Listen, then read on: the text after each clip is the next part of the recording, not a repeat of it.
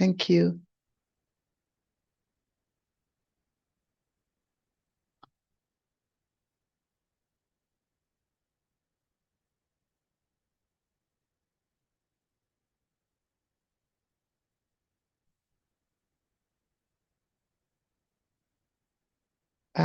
Please, I hope you can see my screen. Can you see the screen? Yes, we can. Yeah, so please just take a few moments to think about this reflection. What is one thing you wanted your children to experience, or you want your children to experience differently from how you grew up? And you can share your response in the chat, or you can choose to unmute yourself and just share your response to this question. And as you're doing that, I just want to let you know that I'm recording this session. I'm recording this session so that I can make it available to more people after today.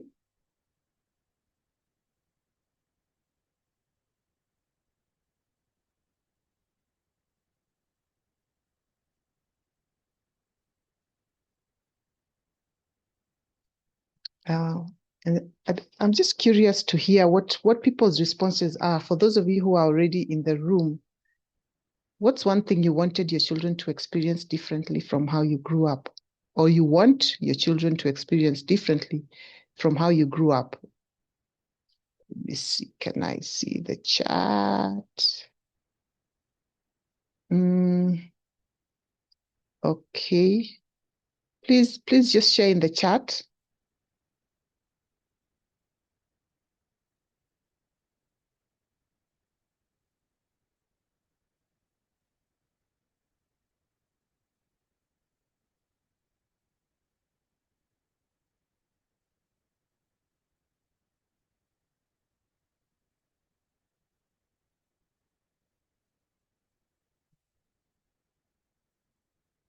Okay, I don't have any responses, so I don't know whether it is that people are still thinking. One person says how to be brave. Okay. So it's like to be more brave than you, I imagine. Anyone Yes. else? Okay, thank you. Anyone else wants to share what something they wanted their children to experience differently from how they grew up?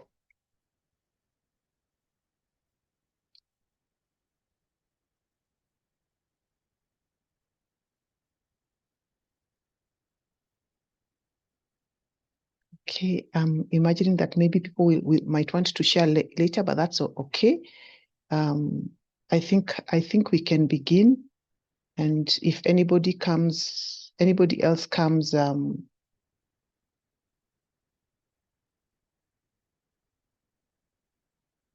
in, they'll just find us wherever we are. Okay, so let me just sorry. Let me just share my slide again.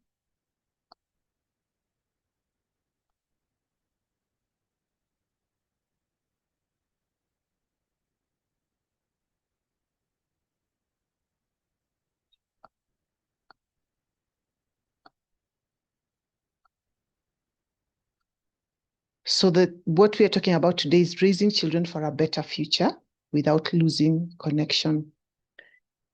Welcome, karibuni, as we say here in Kenya. I am Coach Jaki, and for 15 years, I have had the privilege of coaching people in their professional and personal capacities as they navigate change, growth, and life's significant transitions. But what brings me here today is the work that I have done with adolescents, young adults, and their parents. This is something that I am very interested in because I see the impact that it can have. And I truly believe that if we want our countries, our continent, our world to be led differently, we need to look at how we parent, that we need to parent differently if we want differences in the way the world is run. So this was a question that I posed, and you're still welcome to share your view. But I just want to start with a conversation about what most parents want, or what many parents want. Let me say what many parents want. And this is something that unites parents across cultures, across generations, across socioeconomic backgrounds. When I ask them what they want for their children, there's quite some consistency in what they want. Parents want their children to have a better education than they had. They want their children to have greater opportunities or more opportunities. They want their children to be safer, to feel more safe and more secure. They want their children to have more confidence to navigate life. And I think somebody shared that what she would have wanted different is for the children to be more brave. They want their children to have more choices in life, more freedom. Ultimately, they just want a better quality of life. They want their children to have a better life than they had.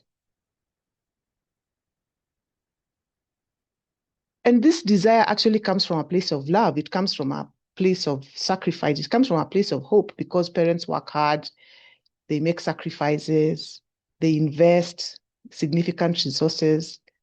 They really, really want their children to experience possibilities they themselves may never have had. But then that creates an interesting paradox, because when parents succeed in creating this better life, their children often grow up in a world that is very, very different from the one their parents knew. And this is actually what creates the distance that we are trying to look at and avoid in this presentation. The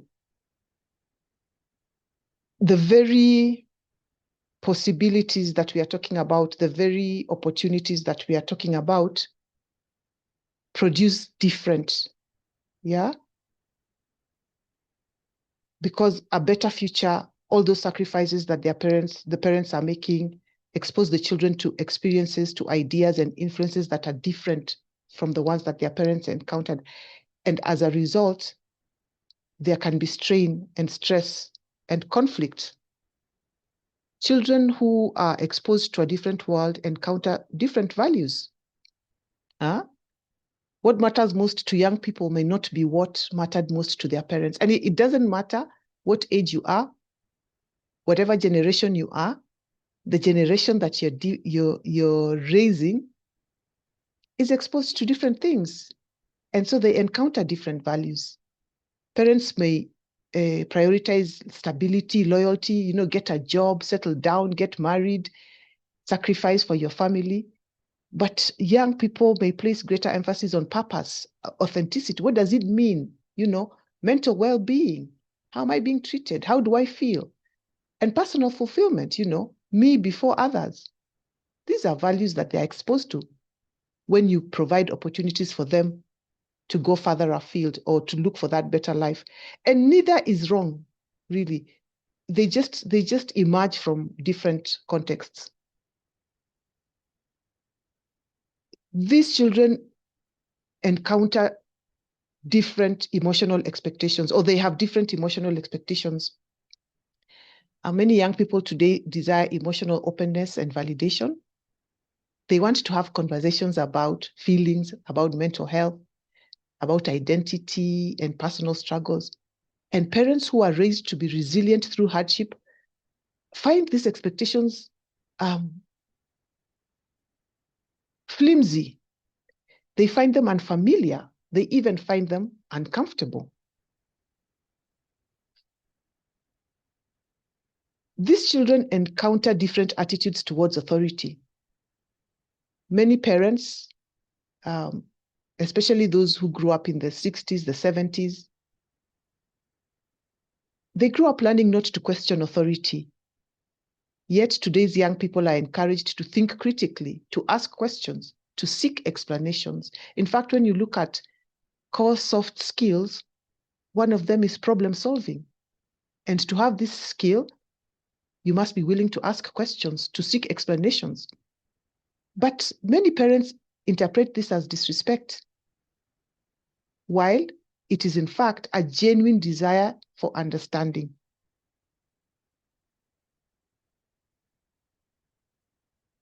There are differences in the way they communicate. Many parents grew up in environments where children were expected to listen. Children are to be heard, but not to be seen. But today's young people, they expect dialogue. They want to be heard.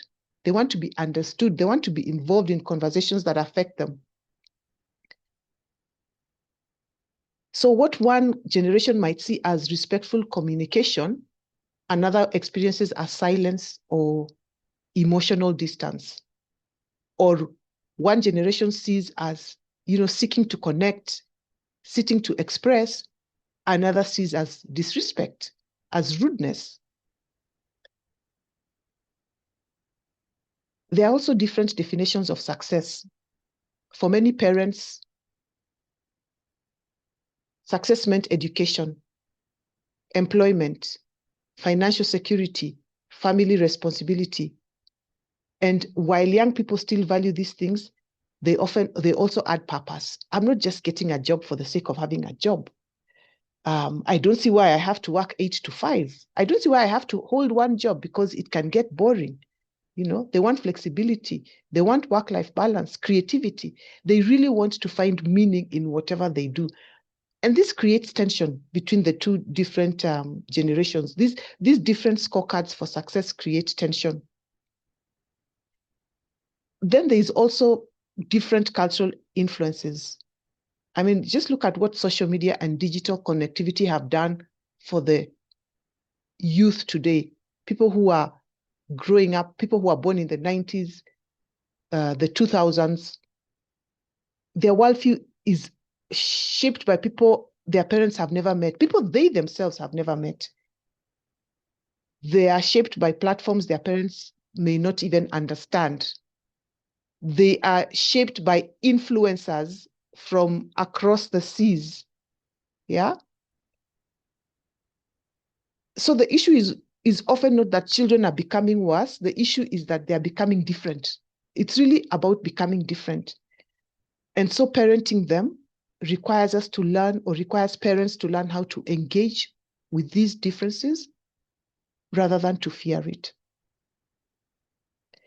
Because every generation experiences some level of generational gap. Yeah. Whatever generation you belong to, your parents belong to a different generation. They had different expectations. They had different influences. There was a difference. And they were raising you for a future that they could only imagine. I mean, the future they were raising you for had not yet arrived. And the reality that they were living in with you was different from the reality that they were living in when they were your age. But today's gap seems to be wider than many previous generations because the world is changing faster than ever before. So you look at young people today, they are growing up in a digitally and globally connected world. As I said, they can have friends from Japan while they are in America, from India while they're in South Africa. They have never met this person, but they have a connection. They are having conversations. There's rapid technological change. They are growing up in a culture that emphasizes psychological awareness and emotional expression. We have all these conversations about mental health, that there is a generation that didn't even encounter that concept, that term, mental health. Yeah. They are growing up in a culture where there is constant social comparison through social media. They are exposed to diverse perspectives, diverse, diverse lifestyles, diverse identities. But look at how their parents grew up. Their parents were raised in scarcity-based environments, especially when we are talking about, let me not say especially when we are talking about Africa, because whatever culture you are in today, there was a time in the history of your culture when it was a scarcity-based environment. Resources were limited, or at least the capacity to exploit resources was limited. So their cultures emphasized respect, cultures emphasized taking care of whatever little there is, respect for authority and obedience, collective identity, it was safer, to have a collective identity. So it was prioritized over individual expression. And family systems at some point in every culture's history was focused on survival, on security and responsibility. So different cultures may be at different points of that journey, but there is evolution. And neither environment is superior. This is the message that I'm bringing here today, that we are talking about differences. We are not talking about better or worse. We are just talking about differences. So, but the context is really what shapes the mindset. So the beliefs and the behaviors that helped parents succeed in their environment doesn't automatically prepare young people for their environment. And this is why conflict emerges. As I said, every generation of parents is raising children for a future that the parents can only imagine, or maybe not even imagine, a future that is unknown, a future that is unseen. They are raising children for jobs that haven't been created yet. Huh? So parents are trying to pass on wisdom that worked well in their world, but young children or their children are trying to navigate realities that did not exist in their parents' world. So there is conflict. And my argument is that a coaching approach encourages parents to become students of their children's reality before they become teachers. It encourages, or it helps parents to accept these differences that I'm talking about, not to see them as a threat, not to see them as their children are growing up worse, their children are rude or disrespectful, but to see them as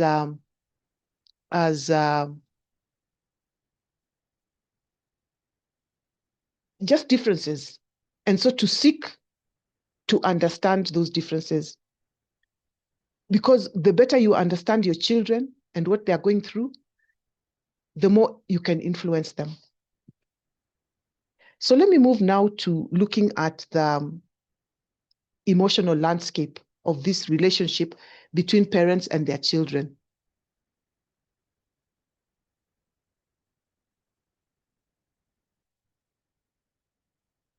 Many of the conflicts that we see between parents and their children, especially their adolescent children, appear to be about behavior, about what the children did or what the children do or don't do.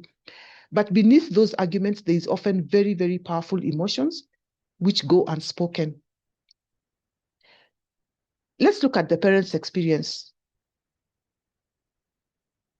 Parents feel that they no longer understood their children. One day your child is nice and sweet and obedient, and then one day they are a monster, and you're wondering whose child is this? They're answering you back, they're rolling their eyes, they're slamming doors, they are wearing strange clothes, they are wearing funny makeup. They don't understand their child anymore.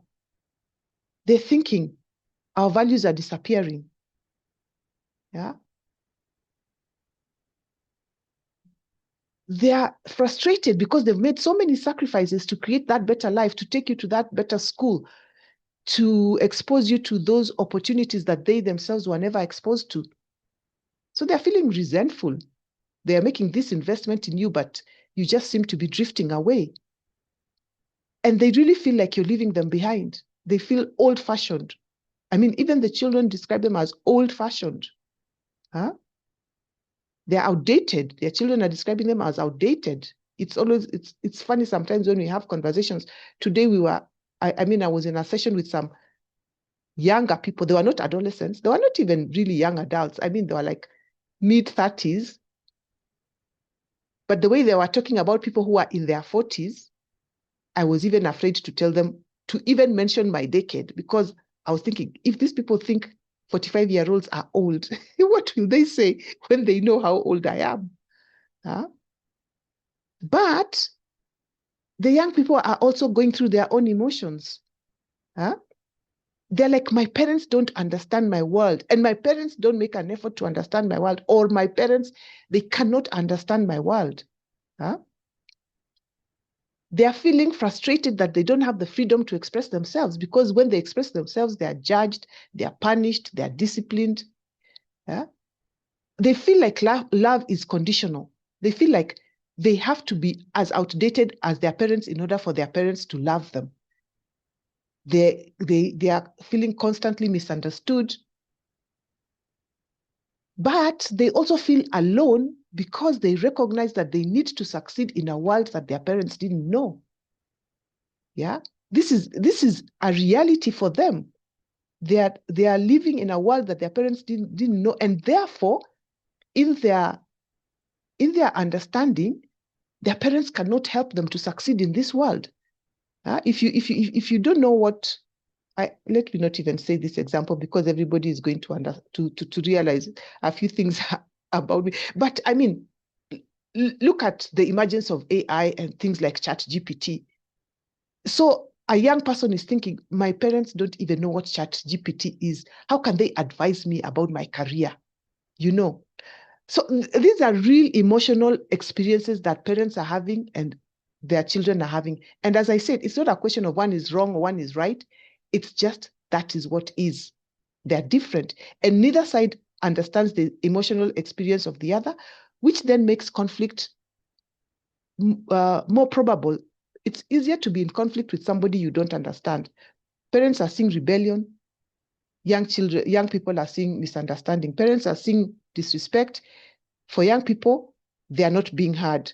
Parents are seeing withdrawal. Young people are actually considering that they need to self-protect, in terms of they need to protect their emotions. And I'm here to say, as I've said, that one of the most powerful contributions of our coaching approach is helping both sides move from judgment to curiosity. Trying to understand each other's world, recognizing that those differences, those different contexts just are. That's just how the world is. So that instead of asking, for example, what's wrong with my child, parents might begin asking, what my child be experiencing that I'm not seeing? Huh? Instead of reacting to just some behavior that they see once in a while, parents might begin thinking, what emotions are present underneath that behavior? Yeah. So if, as a parent, you want to connect better with your child, seek to understand them better. And that understanding can only begin if we are curious about their world, if we are curious about their emotion, if we are curious about what they are experiencing. Again, not judging, not scoring this is better than the other, just accepting that it is different. So there is a shift, or there needs to be a shift. And I'm not talking about replacing traditional parenting. I'm talking about recognizing that the demands of the world today require us to add new parenting competencies, new skills. I mean, just the same way that people have had to learn how to use phones. And at first they were using buttons. I mean, there were buttons, or, we had those keyboards that were a button and you just tap the button. And now people are having to learn to use, what do you call them? These screens that we have, these touch screens, So in the same way, I'm inviting you, if you're a parent here, or as a parent who is here, I'm inviting you to consider that in the same way that you're having to adjust your skills in terms of how you use your phone, how you communicate with people. Post offices are closing because people are no longer writing letters. Yeah. So in the same way, there are certain shifts in parenting that require you to learn new competencies or to learn new skills. And I also want to emphasize that traditional parenting had a lot of valuable principles. Yeah, that's why I'm not talking about dumping those principles. When you think about obedience, what did obedience do? Obedience helped to maintain order. Okay. What did compliance do? Compliance helped children learn social expectations. Respect, it fostered family cohesion. Protection, being protected helps to keep children safe. Discipline, taught responsibility and accountability. And these things are still important. We are not saying that these things are not important. What we are saying is that they are not sufficient on their own. Because today's adolescents and young adults are navigating a world that is far more complex than their parents experienced. So in addition to discipline and guidance, they need additional things. They need emotional safety. They need to know that they can share their thoughts, their fears, their mistakes, and their struggles without immediately being judged or dismissed. As a person who works with young people very closely, it's amazing how many of them talk about the fact that they can never say what they're really feeling, or what they're really thinking. You know, when they want to have a conversation about careers, there has been so much stuff that has already been said, so much negative stuff that has already been said about the career that they're considering. They have not even made a commitment. They're considering that they can't even have a conversation that helps them to look at the pros and cons of this career or this decision that they're trying to make. They are so afraid of being real with their parents. And when I'm talking about emotional safety, I'm not talking about agreement. They don't have to agree, but I'm just talking about creating an environment where honest conversations can happen, so that even when choices are made that you don't agree on, there is an understanding of the consequences of those choices, the price that one has to pay, whatever they might need to mitigate, what is the plan B. A parent can contribute in helping their child to look at these things, but they cannot do that if the child is too afraid to speak honestly about what they're thinking of. Young people today also need identity support. Yeah? Adolescence, young adulthood is a period of identity formation. I mean, your children are asking, who am I? What do I believe? What kind of life do I want? And whether you like it or not, the things that they want, the things that they believe will be different, may be different from what you want and what you believe. But it's not for you to answer those questions for them.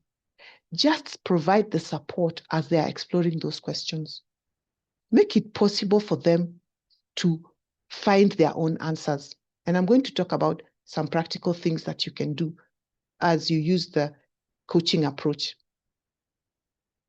Young people today also need listening. I don't think I can overemphasize this. If there's one thing you can do differently starting tonight, if you're not yet doing it, and if it's the only thing that you do differently, it's listening. And it makes a huge difference. What young people want most from their parents is not advice, it is understanding. They just want you to listen.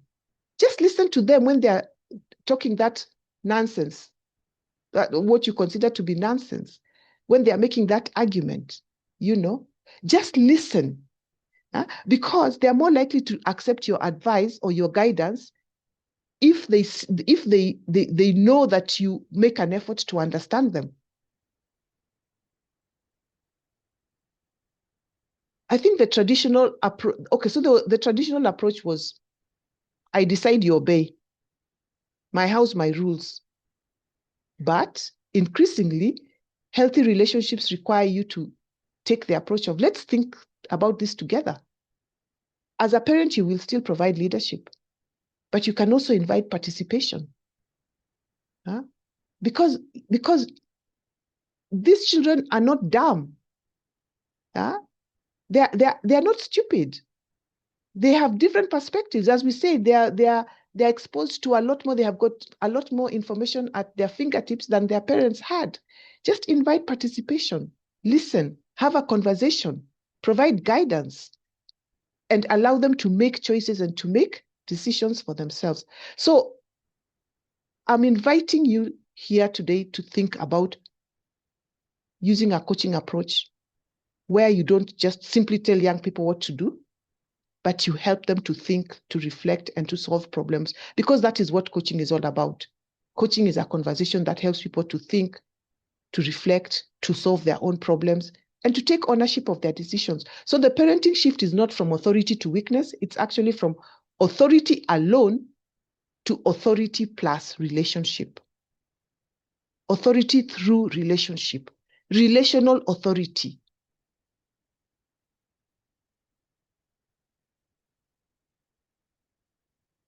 And before I go into talking about our coaching approach to parenting, I'm going to tell you something about Saturday, the 27th of June. So this is my commercial break.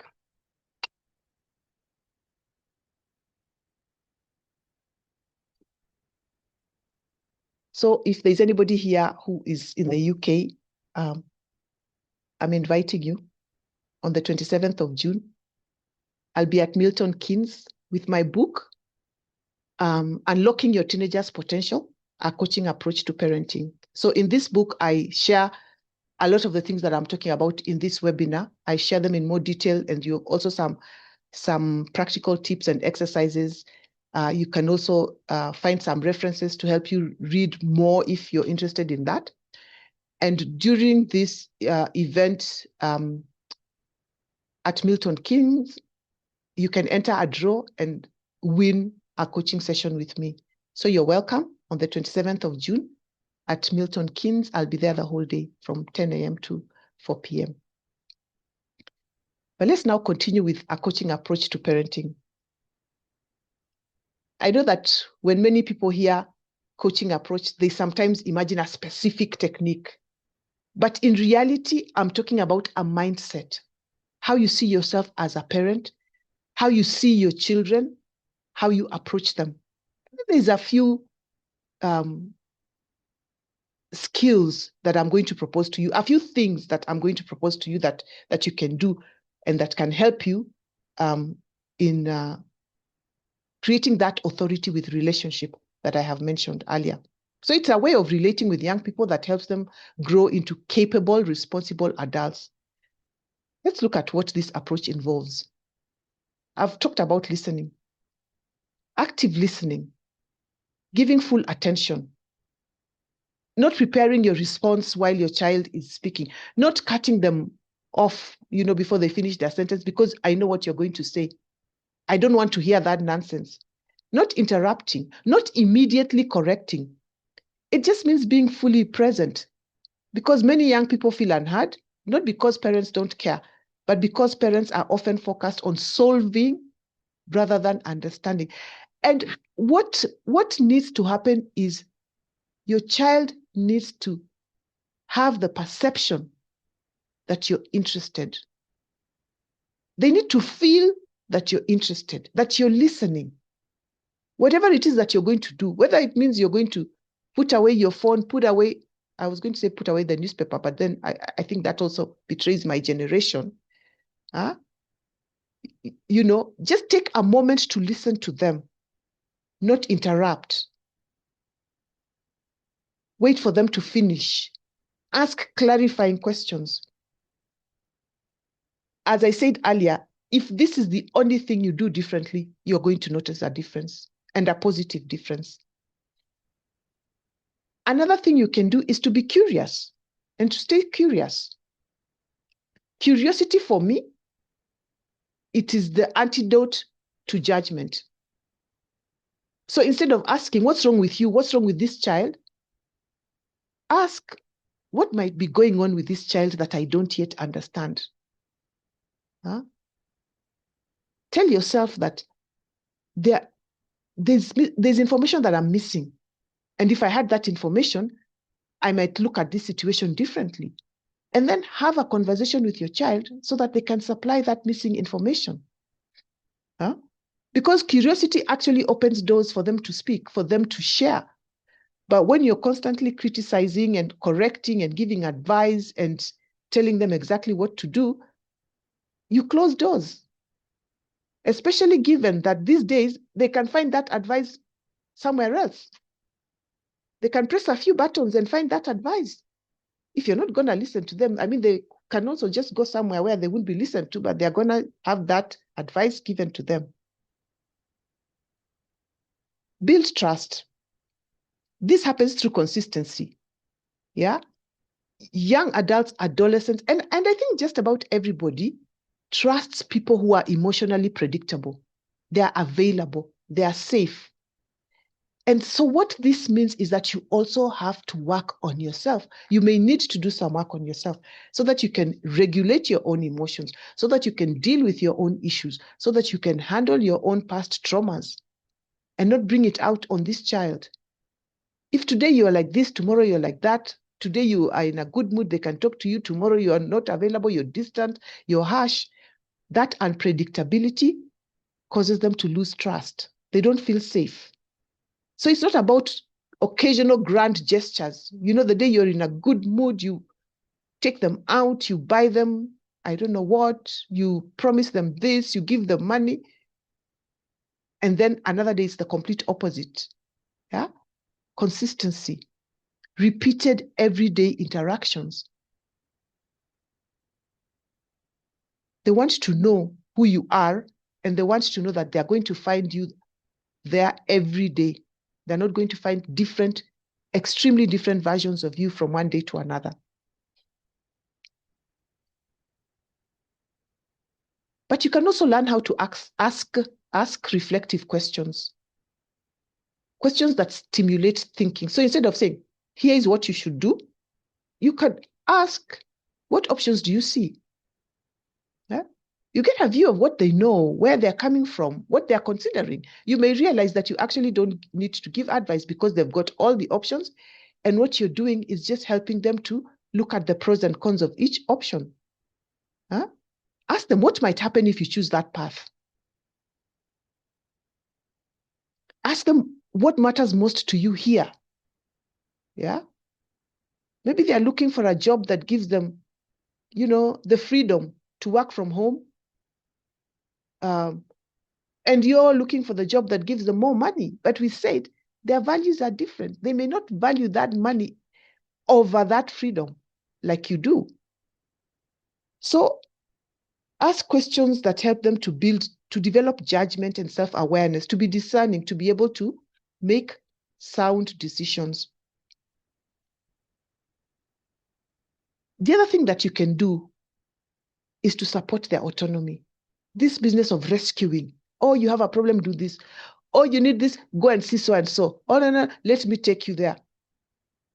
I think you will all agree with me that the goal of parenting is not lifelong dependence. It is increasing the independence of the children. You can guide decision-making without taking over. Huh? Every opportunity you give your child to think independently is actually preparation for adulthood. So we don't have this thing of people not taking responsibility because they are used to somebody else taking responsibility and then telling them what to do. So when they get into positions of leadership, they are indecisive. They are avoiding difficult conversations. They're avoiding difficult decisions, or they don't even know how to make those difficult decisions. They are blaming other people because they've never been supported in becoming autonomous. So they don't know how to take responsibility. And I think you can summarize a lot of the things that I have said in this statement. Guide them, don't control them. Control might work when kids are young. You know, when you have that toddler, you need to control them. Otherwise, they're going to run onto the road and get into an accident. But as your children grow older, you actually need to give them more independence to influence them rather than to control them.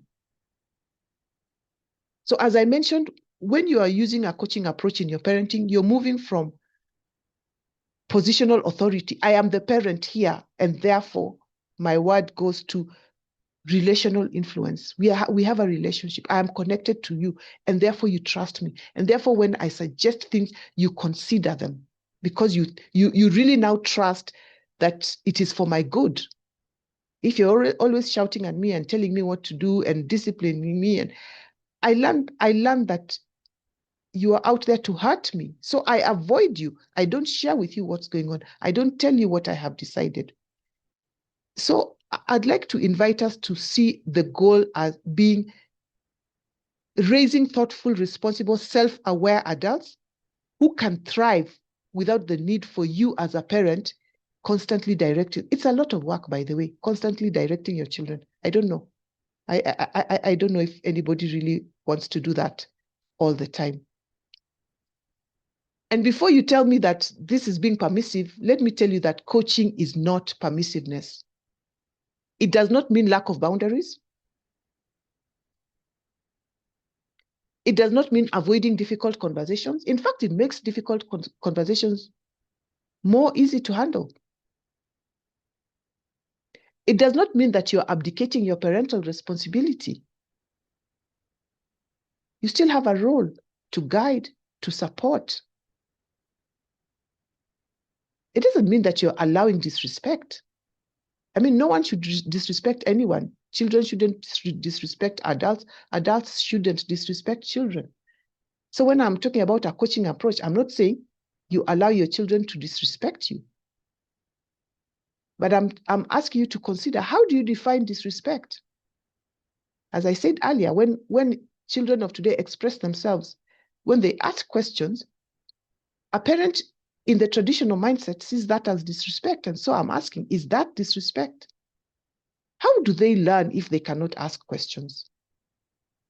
And coaching is not about becoming passive, as I said. I mean, you are still active in your role as a parent. What it does mean is that you're exerting that relational influence that I talked about. There is mutual respect between you and your children. There is emotional presence. You're present emotionally for your children. They are safe emotionally with you. And you collaborate in solving problems. This is what coaching is. It's not abdicating responsibility. I talked earlier about curiosity, and I just want to come back to it and emphasize curiosity rather than judgment. So instead of saying, why are you behaving like this? Ask the question, help me understand what this experience is like for you. What are you experiencing? Instead of, because I said so, let us think through the consequences together. Help them to understand why you're saying no to that event, to that sleepover. Because sometimes you have valid reasons, but they just don't see it that way because they don't know, you've not shared. And listen to their arguments. You might find that they have a very good plan to handle those fears that you have. So instead of saying, you never listened to me, ask them what they wish you understood about their perspective. Invite them into a conversation with you. And these are just a few examples, but I think following these examples, you can have a reflection about the questions that you ask and how you can ask those questions differently. So what can you do in order to exert that relational influence that I've talked about so much? Listen before correcting. They're not saying don't correct. I'm saying listen. Many parents want to fix problems. The minute they hear there's a problem, they want to fix it. But young people often need to feel heard before they're ready to hear their advice. And I've also been in fora with young people who say, they are always doing things for me. They don't like it. They understand that you're taking away their agency when you're always doing things for them. So sometimes the greatest gift you can offer as a parent is simply just giving them space to tell their story, giving them space to make safe mistakes that they can learn from. Understanding should come before correction. And very often when that understanding is there, you realize that you don't need to do the correction because they themselves realize how they can self-correct. Ask before assuming. Assumptions Your child comes home a little bit late, you assume they have been up to no good. Yeah? I mean, even children have emergencies. Even children have friends who suddenly have a problem and they stay behind to help them. So ask. Many family conflicts are actually fueled by assumptions. We assume we know. We know why they acted. We know what they meant. We know what they are thinking. But our assumptions are often inaccurate. Ask questions to understand what is going on. When in doubt, ask. So this is another important practice and another important thing that you can do. A third thing is validating emotions. And validating emotions does not mean agreement. You can disagree with a decision while acknowledging a feeling. Huh? You can say, for example, I can see why you're disappointed about the fact that I'm not increasing your pocket money or whatever it is. But the fact of the matter is, I just can't afford to. Yeah. People become more open to guidance when their emotions are acknowledged. Stay calm in conflict. And as I mentioned earlier, sometimes parents need to work on themselves, to work on their own emotion regulation so that they're in a better position to be calm around conflict with their children. Sometimes it's the parents' own frustration, whatever it is that they're dealing with, they take it out on their children, on their undeserving children. So part of the work to do is really to look at yourself and solve your own problems. Seek the help that you need as a parent so that you can be fully present emotionally for your children. When you're calm, you communicate safety. You're also role modeling how they should behave when there is a conflict. Also focus on the long-term relationship. When there's a conflict with your child, I'm inviting you to ask yourself, am I trying to win this moment or to strengthen this relationship?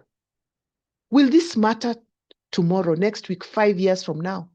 This thing that I'm really trying to hold on, this decision that I'm trying to force on my child, vis-a-vis the impact that it can have on our long-term relationship. Do you want to be right versus at the expense of your connection with your child? I don't know. That's a question for you. And that's a question I'm inviting you to think about, focusing on the long-term relationship over short-term victory in a conflict.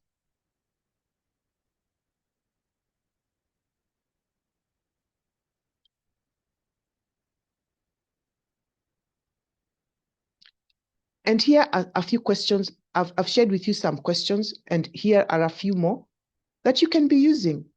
These are coaching style questions, questions that invite conversation, questions that demonstrate that you're interested in them, that you're trying to understand them. What matters most to you about this? What do you think is the next best step before you tell them, no, you should do this. If I was you, I would do this. No, ask them, invite them. How can I support you? This is where you come in as a parent.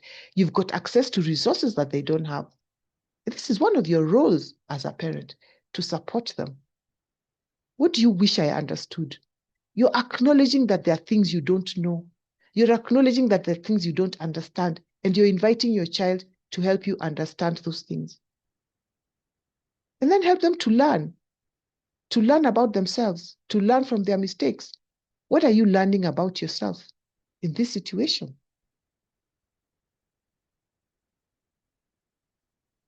So having said all that, what then is or could be considered a new definition of successful parenting? It's not total agreement. It's not absolute control. It's not perfect obedience from your children. Rather, I see it as trust, emotional safety, open communication, building resilience in your children, and being able to connect across the differences that we have spoken about.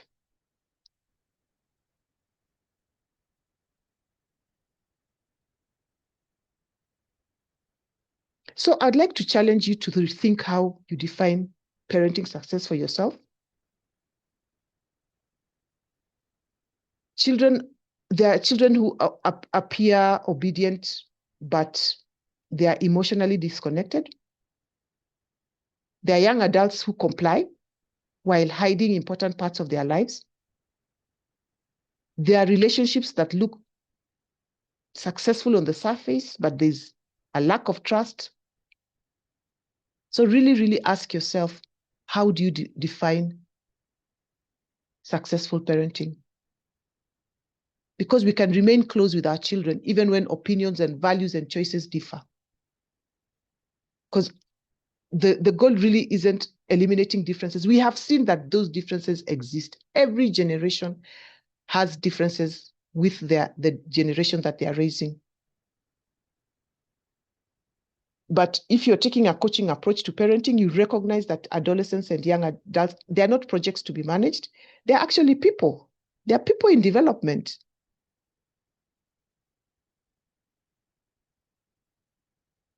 So consider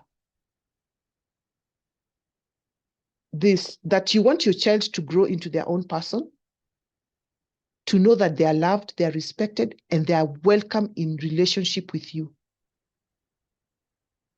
And if you want this, then I invite you to adopt a coaching approach to parenting.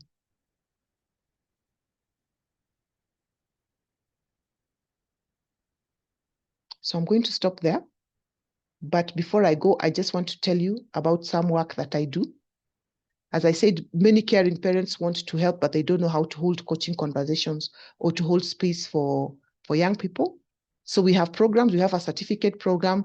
We have a diploma program. So these programs can equip participants with skills, these skills that I'm talking about, whether you're seeking professional coaching, credentials, whether you want to transition into a coaching career, or whether you just want to improve how you engage with young people. We have got 3 levels of programs that might be interesting for you if you want to take your coaching approach further as a parent. Thank you for being here with me. And I'm still here for another maybe 10 minutes. If anybody has got any questions, I'm happy to respond to them.